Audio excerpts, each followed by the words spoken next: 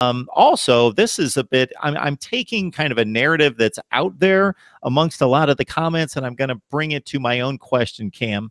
And that's, as a Miami fan, alum versus being a journalist and covering the team, you're getting mostly credit and a lot of pats on the back for being able to cut that a certain way and still provide the enthusiasm, the storytelling, the passion, but also saying, hey, this didn't work, this wasn't right, this player isn't cutting it, and you're able to balance that. Now, some people are extra picky and they don't like either, why are you putting down that player and why are you criticizing our team? And then others are, you got the rose-colored glasses on, you love the Canes, and you're never going to criticize them. But generally, people get it. They are seeing that you're authentic and you're able to do both at the same time. So I'm just curious about how you approach that and try to keep yourself balanced.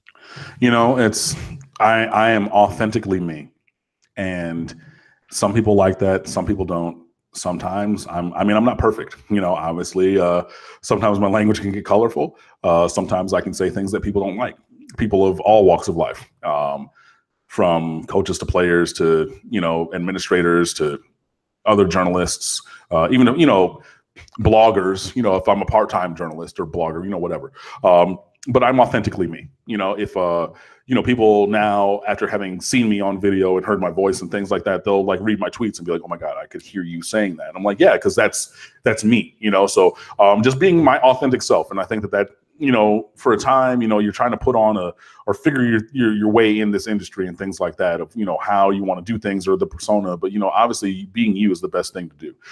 So like there is that. I'm a pragmatic person by nature. A lot of the things and points of commentary that, you know, I bring to you guys on the website or here on the video, these are things that I have said or would have said, you know, just to my homeboys sitting over here on the couch watching football or basketball. So, you know, just really being able to do that. And I've never been like a blind homer. I've never been that guy growing up, you know, going to Tigers games. You know, the Tigers are winning, great. But I mean, that bullpen needs some adjusting because, like, you know, we blew a couple seventh inning leads, you know, recently. Like, oh no, they're in first place. Like, yeah, but I mean, you can always strive for better. You know what I mean? So yeah, for me, like, I've always been a pragmatic person and a pragmatic sports fan. Like, yes, I root for Miami to win like 100% of the time. Like, I'm not even going to go in and say like, oh, they should lose or I want them to or things like that, because that's not what I believe in my heart.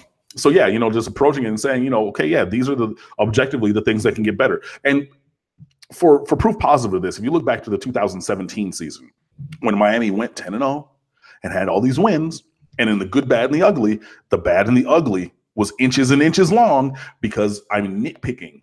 And not even nitpicking, but just discussing the negative nature of MarkRogers's performance and about the play calling and about things like that. People saying, oh, no, we won and da-da-da. Look, yes, true. But at the same time, you know, and those, I mean, again, these are all things that I would say, whether I had, you know, this platform or not, whether, you know, I was a blogger, journalist, or anything of this type. So, yeah, for me, it is always about the you. It's all, you know, I end every article that I write, go Canes. Why? Because I bleed orange and green. Like, I live this. Like, I'm not putting on an air or a show or anything like that. So, you know, I can still root for my alma mater. I can still push for them as hard as I do, but also take a step back and evaluate and say, okay, cool. Like, you know, we got Clemson. We got out schemed. And we got beat. We got blown out both times recently that we played them. And I was at both of those games.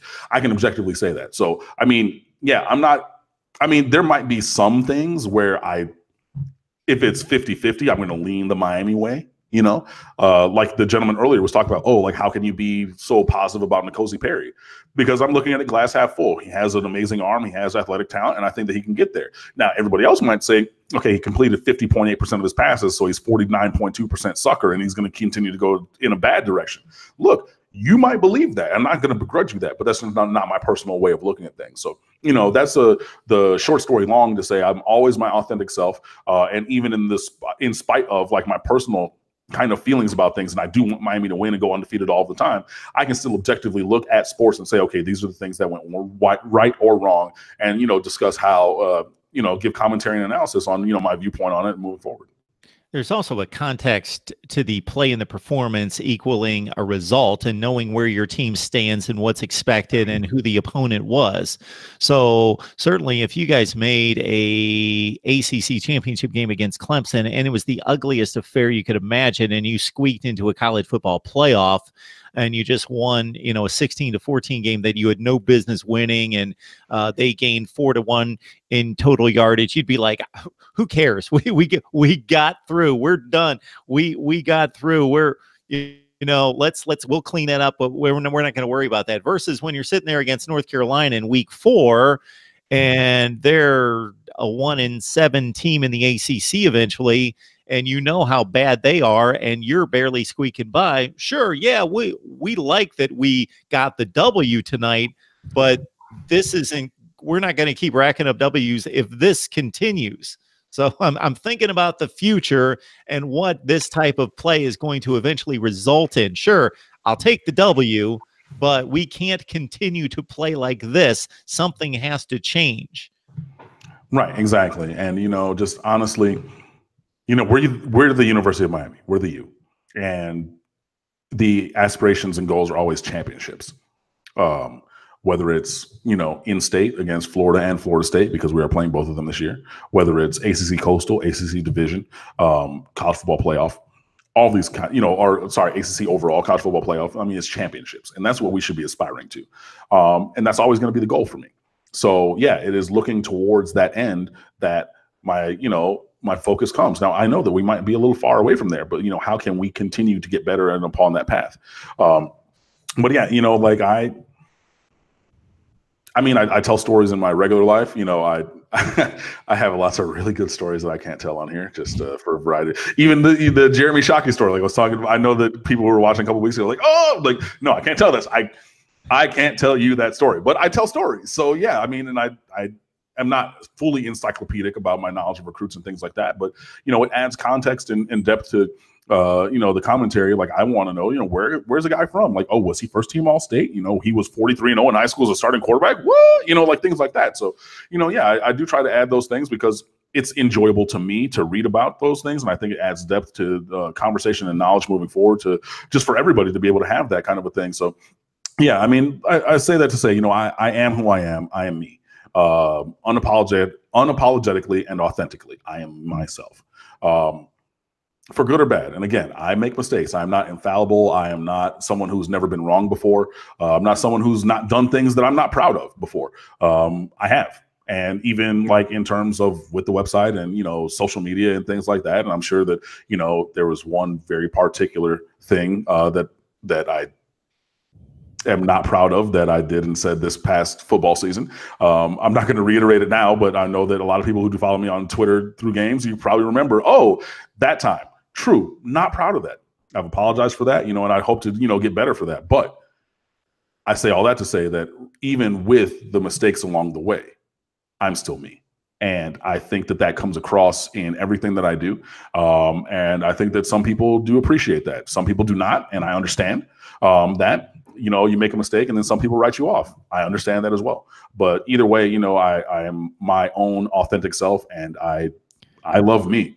And, I love the person that I am. I love the commentary that I am able to bring to you guys. And I hope that you do as well. So in our private lives, we all make mistakes. That's obvious. We're all imperfect. Very imperfect. Very. But if you do something like this, whether you're a writer, broadcaster, or some combination, and you do this long enough and you take Cam's approach or even my approach, which I'm more covering the landscape of college football, but I have segments in which I'm basically playing host and moderator, but other ones in which I'm doing analysis, like these college football coaches rankings. Yeah, if you're so conservative that you never make a mistake, well, then you're really not authentic. You're going to be boring. You're not going to be true to yourself or to the audience if you're going to be that conservative and try not to make mistakes. So at some point, we all say something we wish we hadn't, or wrote something that we wish we could take back. That's just the nature of being human.